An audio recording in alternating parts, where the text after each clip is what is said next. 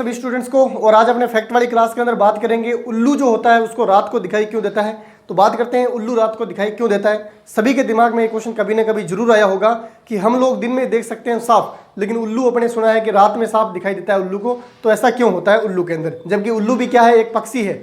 उल्लू भी क्या है, एक पक्षी है। तो बात करेंगे आज उल्लू की। उल्लू, पहली बात तो अपने को पता होना चाहिए उल्लू क्या है, एक पक्षी है। उल्लू क्या है, पहले एक पक्षी है, ठीक है, क्योंकि उसके अंदर छोटी सी चोंच पाई जाती है और जिसके अंदर चोंच पाई जाती है वो पक्षियों की मेन पहचान है। तो उल्लू पक्षी है, इसको रात के अंदर दिखाई क्यों देता है साफ, ठीक है, ये बात करनी है। तो उससे पहले अपने को पता होना चाहिए कि अपने जो है अपनी आंखों की पुतलियां जो होती हैं वो कम फैलती है, ठीक है। जैसे मैंने आंख पढ़ाई थी, ठीक है, वो बात अलग है, आप चैप्टर के अंदर जाके आंख के बारे में पूरी डिटेल जान सकते हो।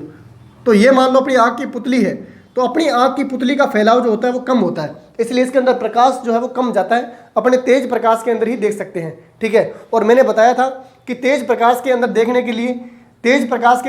के लिए अपनी आंख के अंदर, किसी भी जीव की आंख के अंदर दो प्रकार की कोशिकाएं होती है। एक कोशिका होती है कौन सी, एक कोशिका होती है शलाकाएं। शलाकाएं कोशिका कौन सी होती है, शलाकाएं कोशिका, जिसको अपने रोड सेल बोलते हैं। जबकि एक कोशिका होती है शंकु कोशिका। कौन सी होती है, शंकु कोशिका, जिसको अपने क्या बोलते हैं, कोन्स कोशिका बोलते हैं, ठीक है। शंकु कोशिका को कोन्स बोलते हैं और शलाकाओं को क्या बोलते हैं, रोड कोशिका बोलते हैं।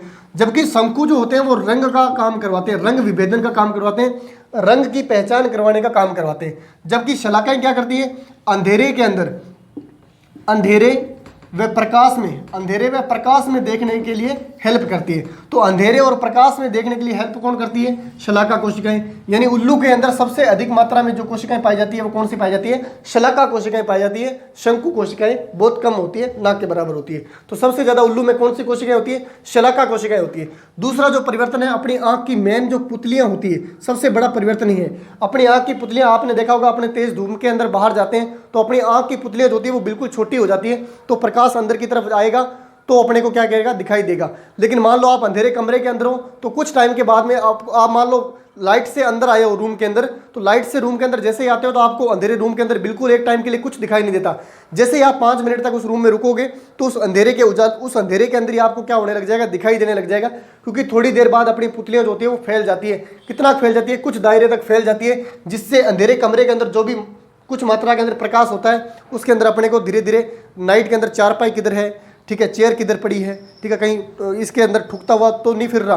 तो ये सब चीज़ें अपने को पता चल जाती है कब, जब अपने अंधेरे के अंदर 5 मिनट के लिए रुकते हैं तो अपनी आंखें जो है वो आंखों की पुतलियां फैल जाती है। जबकि उल्लू के अंदर, बेचारे के अंदर क्या होता है, इसकी पुतलियां जो होती है वो बड़ी बड़ी होती है, ठीक है। इसकी ब्रेन से भी ज़्यादा बड़ी इसकी आंख होती है, ठीक है। ये माना जाता है कि इसकी ब्रेन से भी बड़ी इसकी आंख होती है, लेकिन इसकी पुतलियों का फैलाव जो होता है वो ज़्यादा होता है। तो दिन के अंदर इनकी पुतलियों का फैलाव ज़्यादा होने के कारण क्या होता है कि इनको दिन के अंदर दिखाई तो देता है, लेकिन धुंधला दिखाई देता है, पूरी तरह से साफ दिखाई नहीं देता। ज़्यादा साफ इनको कब दिखाई देता है, रात के अंदर दिखाई देता है। तो उल्लू की आंख की पुतलियां जो होती है वो ज़्यादा फैलती है, बहुत ज़्यादा फैलती है, इसलिए इनको पूरी तरह से नाइट के अंदर साफ दिखाई देता है। अंधेरे के अंदर जो भी इनको प्रकाश, नॉर्मल प्रकाश मिलता है तो ये उनको ऑब्जर्व कर लेता है, और ऑब्जर्व करने के बाद में इसके पीछे वाले रेटिना के ऊपर क्या बनेगा, अरे आंख के अंदर एक परत होती है देखने वाली, रेटिना। तो रेटिना के ऊपर फोकस बनता है, और वो फोकस बनने की दूरी भी होती है ज़्यादा, दूरी भी अपने से क्या होती है, ज़्यादा।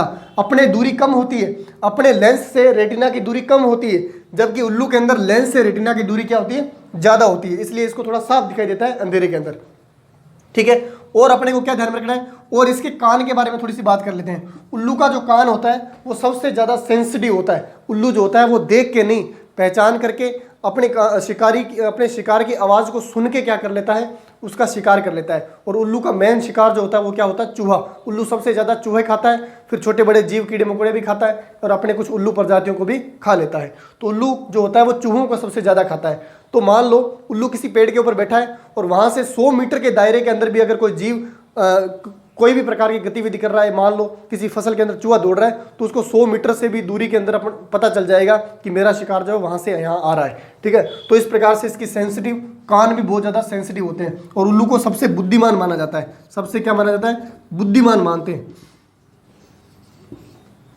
बुद्धिमान, ठीक है, इसको बुद्धिमान जीव मानते हैं। और आप लोगों को तो पता ही होगा कि उल्लू जो है वो माता लक्ष्मी, धन की देवी माता लक्ष्मी का क्या है, वाहन है। तो आई होप सो उल्लू के बारे में आपको फैक्ट जानकर बहुत ही अच्छा लगा होगा। क्लास को ज़्यादा से ज़्यादा शेयर करें और लाइक करें।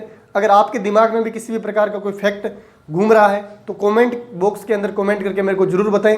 नेक्स्ट क्लास जो है उसके ऊपर बनाई जाएगी। ठीक है, मिलते हैं नेक्स्ट फैक्ट के साथ नेक्स्ट क्लास में। थैंक यू सभी को।